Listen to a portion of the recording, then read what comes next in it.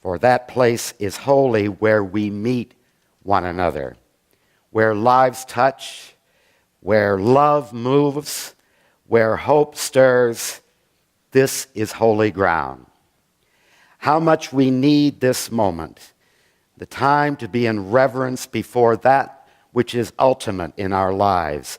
This is the pause that renews, the interlude that refreshes, and the space that gives us room to be. We meet on holy ground, brought into being as life encounters life, as personal histories merge into the communal story. As we take on the pride and the pain of our companions, as separate selves become community. How desperate is our need for one another, our silent beckoning to our neighbors, our invitations to share life and death together, and our welcome into the lives of those we meet, and their welcome into our. We meet on holy ground. May our souls capture this treasured time. May our spirits celebrate the meeting in this time and in this place, for we meet on holy ground. Whoever you are and wherever you are on your life's journey, you're welcome to meet with us here today. Come, let us worship together in this place, including the joys and sorrows which were not spoken out loud. We take all of them as our own. May we never cease to remember and be glad that out of all the world we can share our lives one with another. Let us enter into the spirit of silence and meditation and prayer.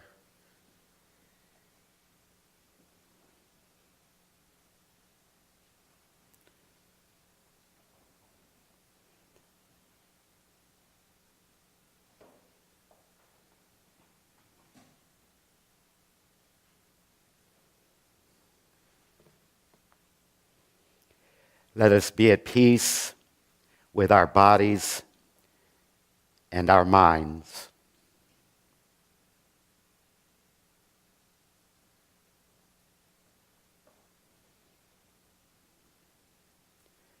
Let us return to ourselves and become holy ourselves.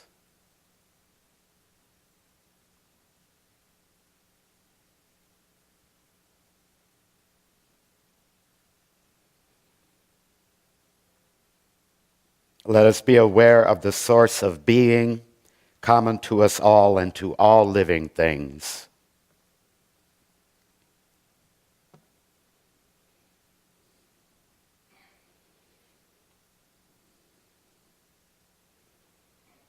Evoking the presence of the great compassion, let us fill our hearts with our own compassion toward ourselves and toward all living beings.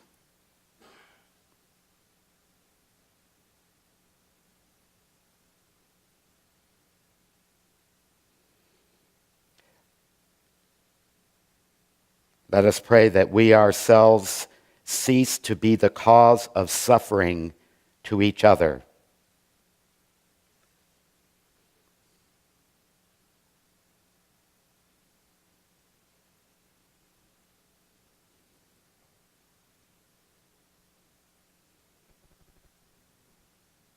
With humility, with awareness of the existence of life, and of the sufferings that are going on all around us, let us practice the establishment of peace on earth and in our hearts.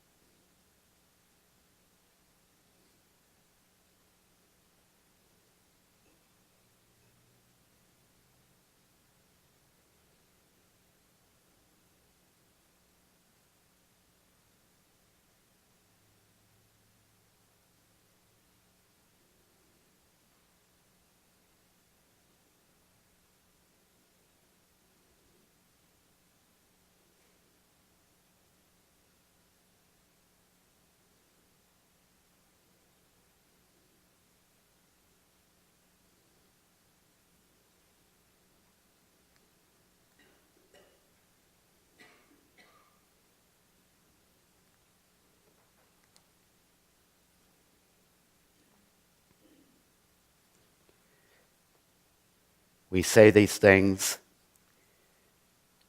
We hope these things. And we dream these things in this place with this people and in this hour. One of the classes I took in seminary was called Homiletics 101.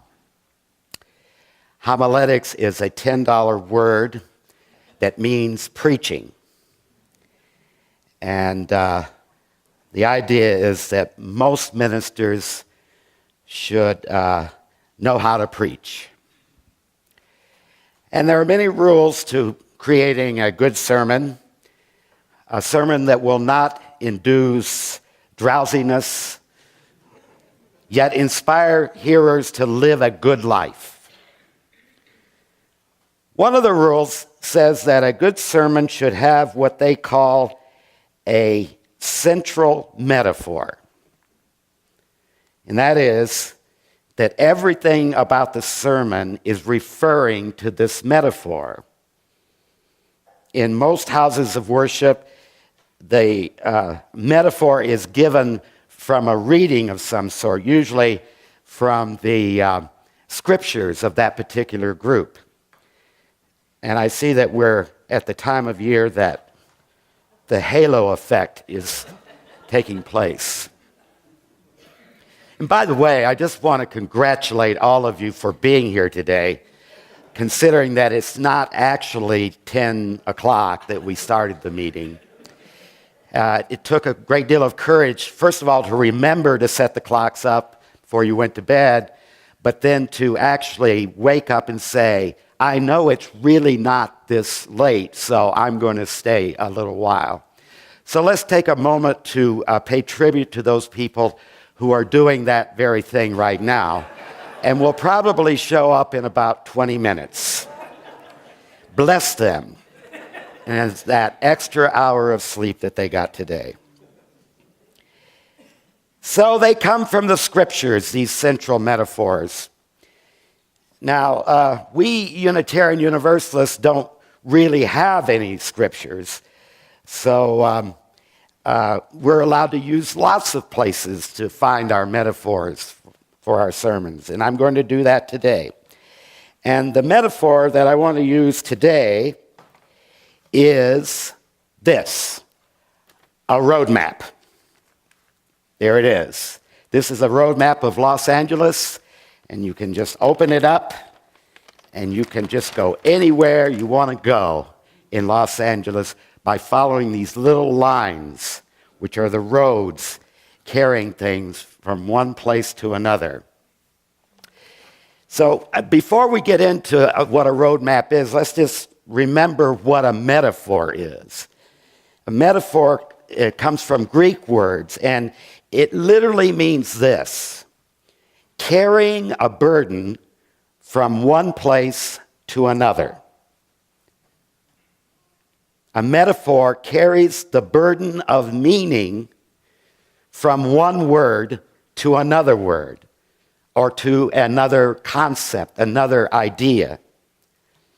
In today's word, when I say the word, in today's sermon, when I say the word roadmap, then, what I mean is a document which shows the way to a certain destination, and that word is the central metaphor in this sermon. What that means is that just about everything I'm about to say is not literally what I'm saying or what I'm meaning. So here it is. What do you think of this? What do you think of a road map? It's a pretty good idea when you think about it. Some drawings, some words on here, right there in black and white, and often with supplemental color. It's written down on a piece of paper so that it gives you valuable information, and especially if you're wanting to go someplace in particular, someplace you've never been before. It's a pretty nifty thing, a road map is, and you can get the whole thing for about $2. Now, I've taken several road trips over the past few years, and I was astonished to realize how much I depend on the road maps. I found out there is a surprising amount of information on the road map. Not only do they have the little lines that show what the roads are and how they intersect, but they do other things. For instance, one of my favorite features is that they mark the scenic pathways, the scenic roads. And they usually have these little dots along the road. And they say, if you go on this road, you're going to see some really great scenery. And then they put public buildings on maps sometimes. And they put parks and national parks. And they put other places of interest. Even the elevation of a mountain pass is given on the road map. Now, some of you may think that road maps are old school, and that's because today we have the amazing GPS technology, by which you simply ask the computer to tell you where you want to go and how to get there. And in the case of an iPhone, which is this thing, the computer even has a name, so you can actually talk to the computer. And this is the way it goes. Siri, can you tell me how to get to 7853 Rio Vista Drive, Goleta, California?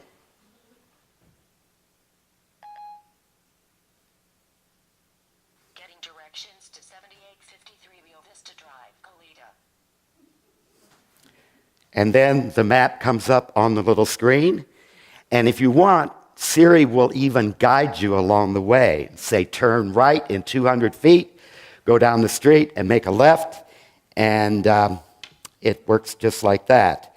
But now, we might want to ask another question, which would be, let's see.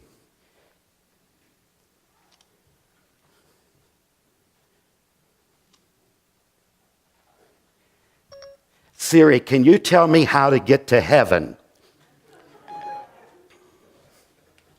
I found 3 places matching heaven. Tap the directions to. Okay. She said, how many people have a Siri on their iPhone? Anybody? It's really fun to ask questions like that because whoever invented Siri has really gone out of her way or his way to make it give real answers. She said, I found 3 places matching heaven. And all you got to do is tap on the one that you want directions to. So there's a place called Heaven Insurance Services, Plant Haven or Heaven, and Heaven on Earth Health Spa. So you can just go wherever you want to go, and it's all cool. And that's the way we live in today, the beauty of technology. Still, just like when you're reading the newspaper, and some people have commented about our newsletter, I know we can get it online, and I know we can read everything there is on Google and all that, but I really like holding the paper in my hand and reading it, the newspaper. And I even like holding the leaflet in my hand and reading it. And I like road maps. I like to get them out. And actually, my road maps usually look like this, in that they've been folded and unfolded so many times that, well, they begin to lose their integrity, I would say. And then the hardest part is to refold them. And as you know, for people with OCD, this can become a life-threatening event in their lives. Okay. So this is the metaphor part of that. Imagine being able to find a road map for living. A document which would provide for you all the things you need to know about your life's journey. Just the way you would find out about a vacation journey, I'd like to find out about my life. How do I wander through life? How do I navigate through life? Imagine the possibilities of that kind of roadmap. I wish I wish I had a roadmap like that. And I don't mean some vague, generalized sort of thing. I wish I had a detailed map which would show me exactly how to proceed along my path, my journey of life. And I want a map that has footnotes and additional relevant information about my trip. I want a map that will show me in black and white with supplemental color the best route that I can take, the most efficient and most enjoyable roads that I can travel. I want it to warn me if the road has been washed out by floods, or if the road builders are repairing or rebuilding it, and if there might be a possible long delay somewhere and that I may have to take a detour to get where it is that I'm going.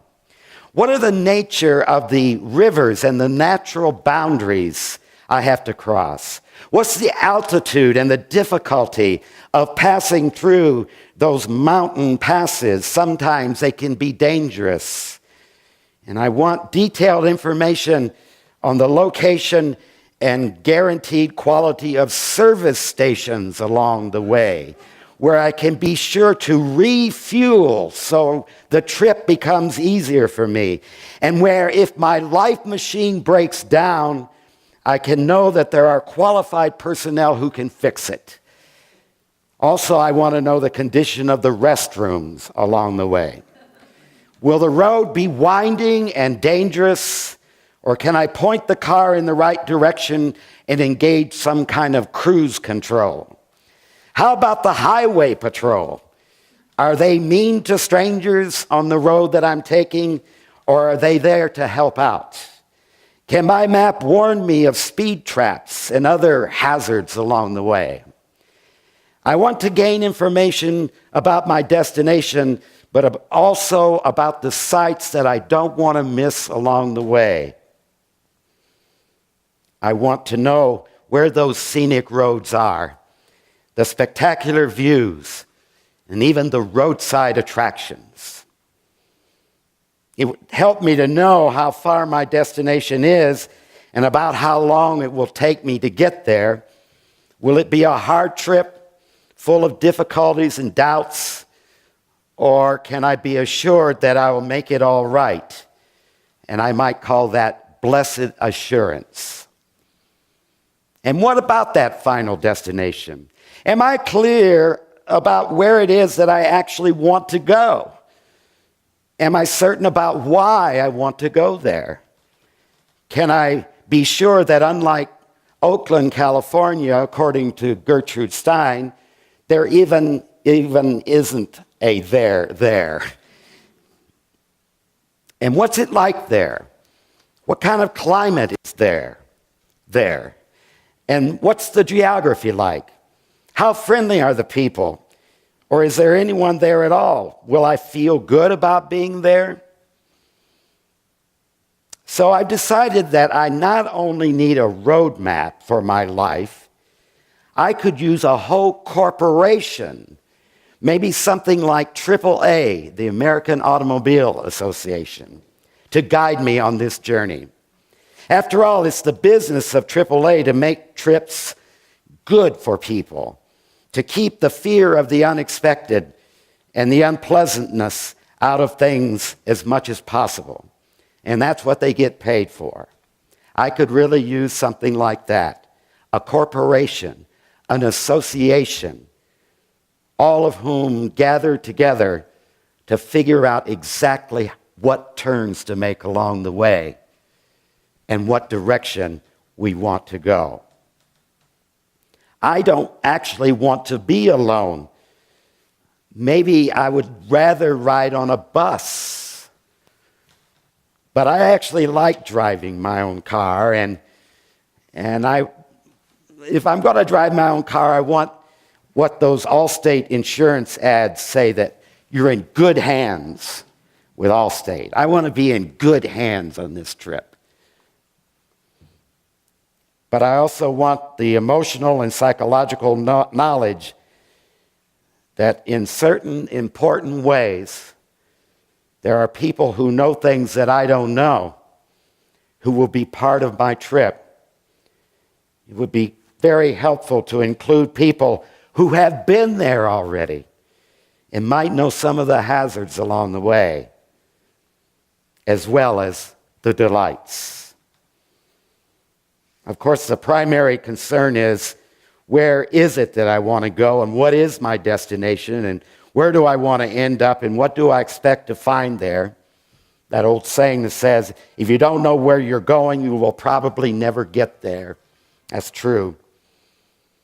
It's one thing, of course, to want to go over to Albertsons down here in Goleta's Marketplace Mall, or to the Monarch Butterfly Reserve, which I go to a lot, or even the tiny hamlet of Los Olivos, which is there for a little bit of wine tasting, or a lot of wine tasting, because there's about 18,000 wineries there. But of course, it's a whole different thing if your destination is happiness, or if your destination is fulfillment, or if your destination is heaven. Where's the map for those places? Trips like these can take a whole lifetime, and they can be very scary, and sometimes the fear is so great that the journey never really gets started. That old saying about you got to take the first step. And just thinking about it can be overwhelming. And as we know, breaking down along the way is actually quite common. I want someone to give me assurances that it's only a few miles further, or it's downhill all the way now. So how about this? Where can I get this kind of help? As I thought about this sermon, I began to look at the possible sources on this subject, and I realized that there were actually quite a few things around the world on this. Dorothy was simply trying to find her way back to Kansas, her home, when she found herself in the land of Oz. And when she heard that the wizard could tell her how to do that, how to guide her on her life journey, all she had to do was find the wizard. And the wizard said to follow the yellow brick road to get to the wizard. In the Divine Comedy, the great trilogy of stories about the afterlife from Dante, he begins that epic journey with Virgil, the great Roman philosopher, who would accompany him as his guide as he roamed through the environs of the afterlife. Wouldn't that be great to have Virgil show you the way? Who would you pick as your guide to show you the way on your life's journey? Have you seen the bumper sticker that says, God is my co-pilot? I say, why not go for the best if you're looking for somebody? There are other sources, of course. Remember back in the day, there were those little books, one of which was that you would give to people graduating from college or high school. And one of the books was called The Portable Life 101. 179 essential lessons on life. And then there are other self-proclaimed life cartographers. There's Emily Post, who sought to teach humanity how to at least be civilized as you march through time. And then there's Pauline Phillips, a.k.a. Abigail Van Buren, even better known as Dear Abby. People often don't know where to turn, as in a road trip, and they end up writing a stranger in the newspaper columns. Abby set herself up as someone who gives advice on where to turn, when to turn, and even how fast to turn. Since her death, the column is carried by her daughter, Jean Phillips, and it's still popular. Millions of people read them every day, asking questions of a perfect stranger. how do I get there? How do I find my way in my life? I remember I grew up in the Christian church, and I knew exactly what this life roadmap looked like. It was the Bible, the unerring, literal Word of God.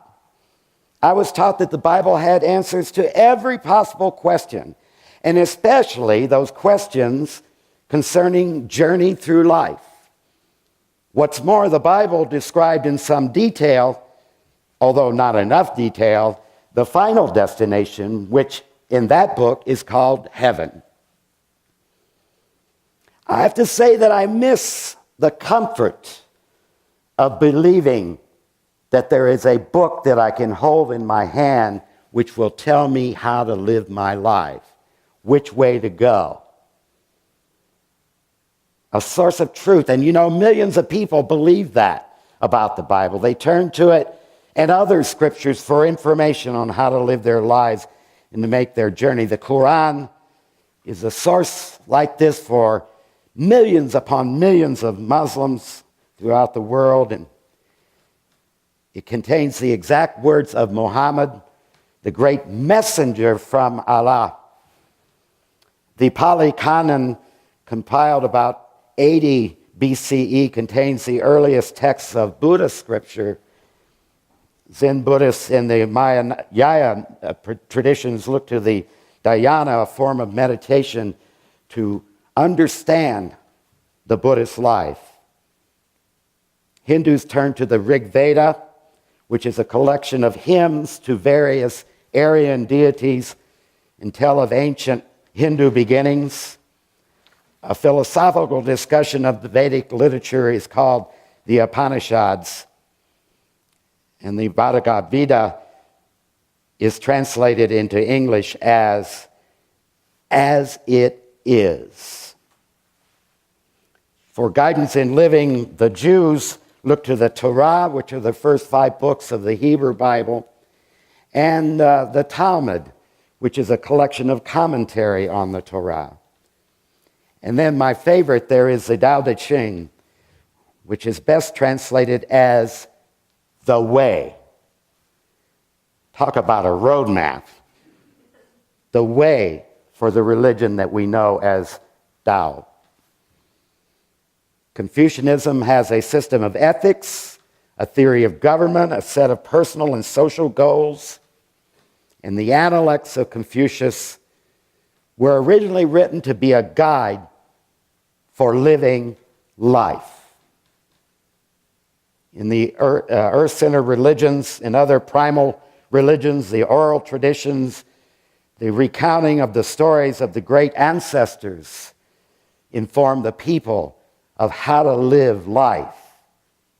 The stories are told over and over again, and it is believed that repeating the acts of the gods brings wisdom to the people. The point is, I suppose, that most religions think of themselves as my hypothetical AAA service for people on their way to various spiritual paths. After all, religion is not a mental exercise. It has to do with the way people live their lives. And religion breaks down into useless byproducts when it is only about something to think about, when it is absent of the reality of living day to day inside our bodies and flesh and blood. True religion, I would think, would say something about that pathway, offering guidance and inspiration and assurance and even transformation. The truth is that we are all, religious or not, constantly seeking information about how to live our journeys. There are all kinds of places to go. If you were to go out here on the streets of Goleta and Santa Barbara or Montecito or even way over in Carpinteria, whatever it is that you might, wherever it is you might live this morning, and just stop people on the street and ask them the question, where do you turn for guidance on how to live your life? What do you think people would say right out on the streets of these cities that we live in around here? What would you say the answer to that is? Where do you turn to for guidance on how to live your life? Some people would say prayer. Some people would say they would turn to religious leaders, priests, shaman, ministers. Some people would say they would turn to the great words of great people. Some people say they would turn to nature, and that somehow nature would tell you how to do it all. Some people turn to spiritual disciplines like yoga, or even trances and chanting. Some people turn to the rule book, like the Ten Commandments or the Golden Rule, as we heard earlier. Some people would turn to drugs and other forms of addiction, including, most notably in America, the drug of consumerism. Some people would turn to civil religion, which is politics, and they get their juice for their journey out of listening to the conversation in that realm. Even among us Unitarian Universalists, we have identified a list of places that we go to find out how to live our lives. If you were to read our principles and purposes statement, which is inside your hymnal on the front pages of the hymnal, you would see that there's a list of principles that we covenant to affirm and promote. And then after that, there's a list of sources. This is where we get all of these ideas. For us, this is something like a roadmap. How do we get to those principles, to that way of living which embodies those magnificent ideals? The purposes statement begins by saying, the living tradition we share draws from many sources.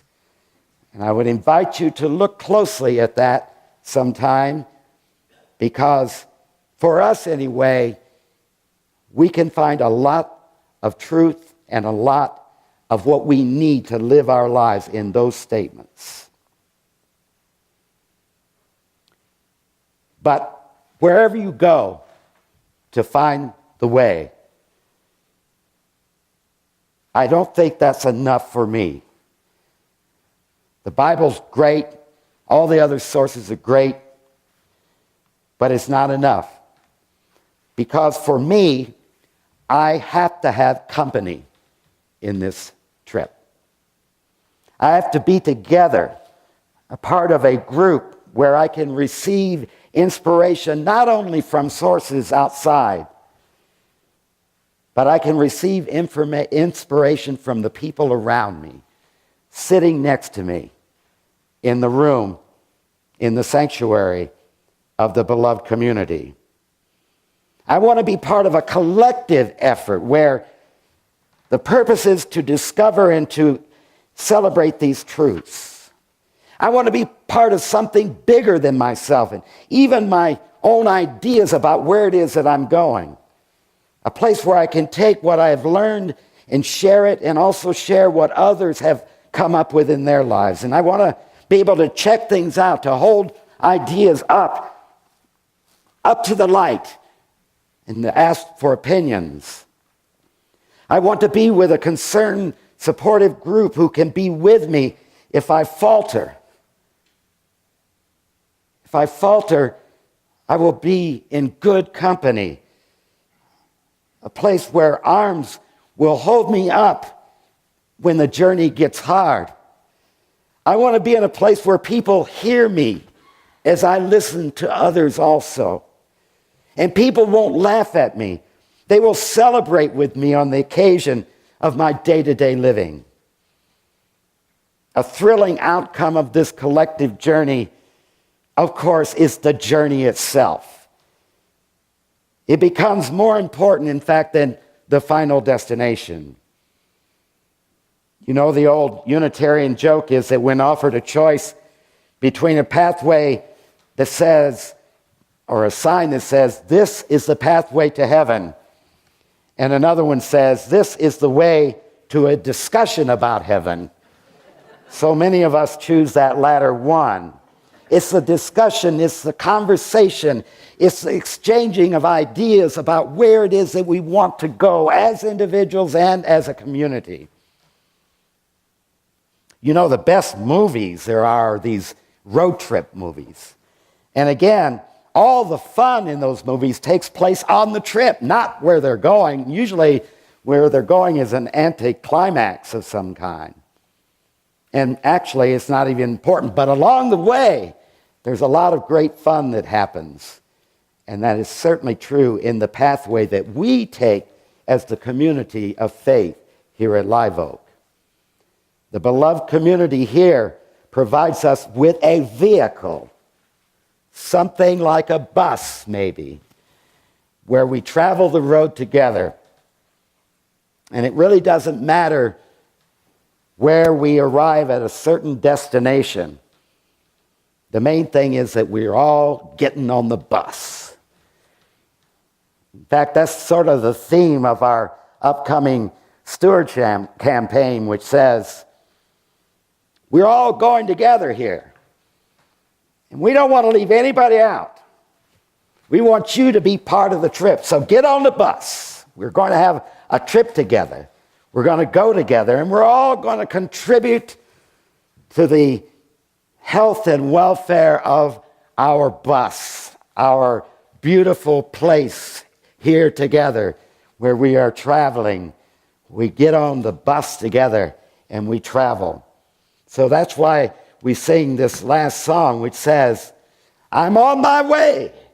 And we could say, we're on our way to freedom's land. And it's true, we're all on our individual life journey, and we may be going to the same place. What is so meaningful and happy is that we've chosen to gather together in community and to ride this great vehicle together. We're on our way. Let's sing that song. It's in your gray hymnal this time. But you know what? You don't even need to look at it, because this is what they call a callback song, which means that the leader calls out the words and then you call it back to the leader. In this case, I'll do that part. But if you want to look, and if you just have to look, and if you just can't get by without looking at the map for this song is on page 116. I'm on my way.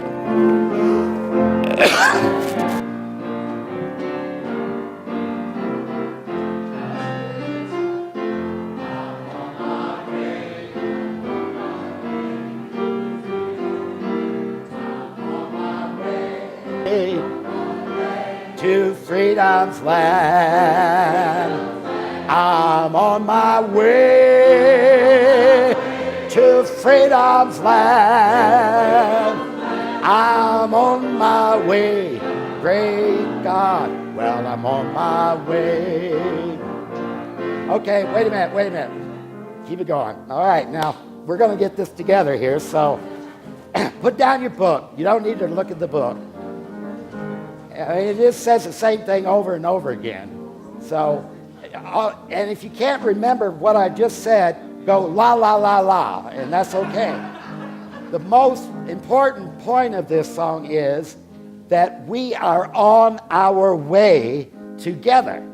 So I just love to hear this sung with some real conviction and meaning and zest and enthusiasm. Yes? Yes? Okay. I'm on my way to freedom's land. I'm on my way to freedom's land. I'm on my way to freedom's land. I'm on my way, great God. Well, I'm on my way.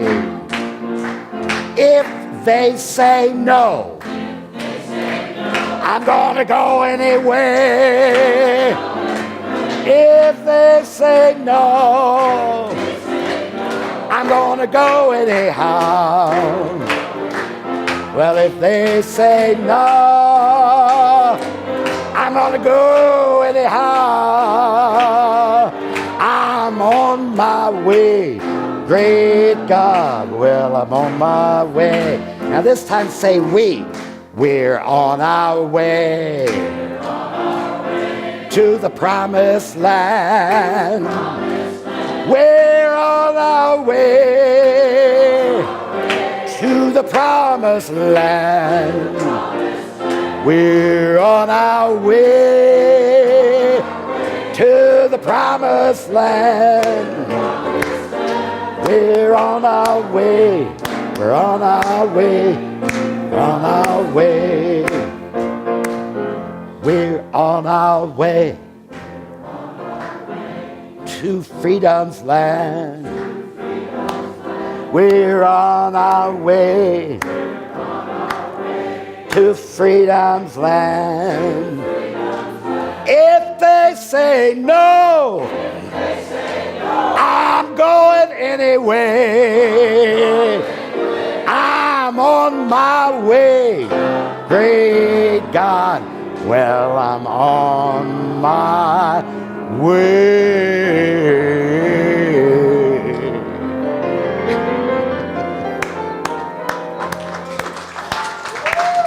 We're gonna get this down. We are. Here is the road. The light comes and goes and then returns again. Be gentle with your fellow travelers as they move through the world of stone and stars, whirling with you, yet everyone alone, yet everyone whirling with you. The road waits. Do not ask questions, but when it invites you to dance at daybreak, say yes. Each step is the journey, a single note in the ongoing song. Amen.